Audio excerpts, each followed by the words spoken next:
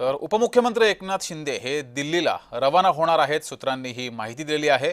Operation tiger या चर्चेच्या पार्श्वभूमीवर उपमुख्यमंत्री एकनाथ शिंदे यांचा दिल्ली दौरा असणार आहे अशी सूत्रांची माहिती आहे। ठाकरे गटाचे काही खासदार हे दिल्लीमध्ये पोहोचलेले आहेत। 2 दिवसांनी शिवसेनेचा वर्धापन दिन आहे। या सर्व पार्श्वभूमीवर या सर्व घडामोडी घडत आहेत। अधिक माहिती घेऊया, आपले प्रतिनिधी शुभम आपल्या सोबत जोडलेत। शुभम, एकनाथ शिंदे दिल्लीला जाणार अशी सूत्रांची माहिती समोर येते, ज्याबाबत तुम्ही आधी बोललात सुद्धा। काय नेमकं दिल्लीमध्ये मोठी राजकीय घडामोड घडू शकते? जगदीश, सर्वात मोठी बातमी सध्या आता समोर येत आहे की एकनाथ शिंदे दिल्लीसाठी काही वेळात रवाना होत आहे असं समजून येत आहे। ऑपरेशन टायगर या चर्चेच्या पार्श्वभूमीवरती एकनाथ शिंदे यांचा हा दिल्ली दौरा अत्यंत महत्वाचा आहे। ठाकरेंचे काही खासदार हे सध्या नॉट रिचेबल आहेत आणि उद्या लोकसभा अध्यक्ष ओम बिर्ला यांची देखील त्यांनी वेळ मागितल्याचे समजून येत आहे। तर नेमका एक वेगळा गट स्थापन करणार आहे असं देखील सूत्रांकडून सांगण्यात येत आहे।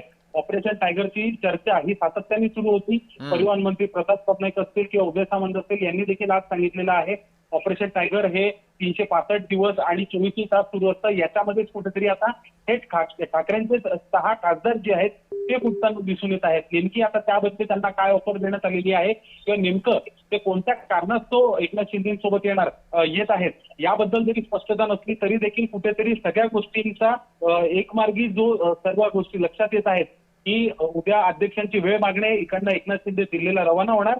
त्यामुळे कुठेतरी ऑपरेशन टायगरच्या चर्चा या आता सत्तेत येत आहेत आणि 19 तारखेपूर्वी कुठला तरी मोठा धमाका होणार अशा पद्धतीची जी राजकीय वर्तुळात चर्चा सुरू होती ती आता खरी होताना दिसून येत आहे। जे मात्र शुभम, एकनाथ शिंदे यांना माध्यमांनी प्रश्न विचारला असता त्यांनी ऑपरेशन टायगर बाबत बोलणं टाळलेलं आहे आणि त्यानंतर ह्या सर्व घडामोडी घडतायत।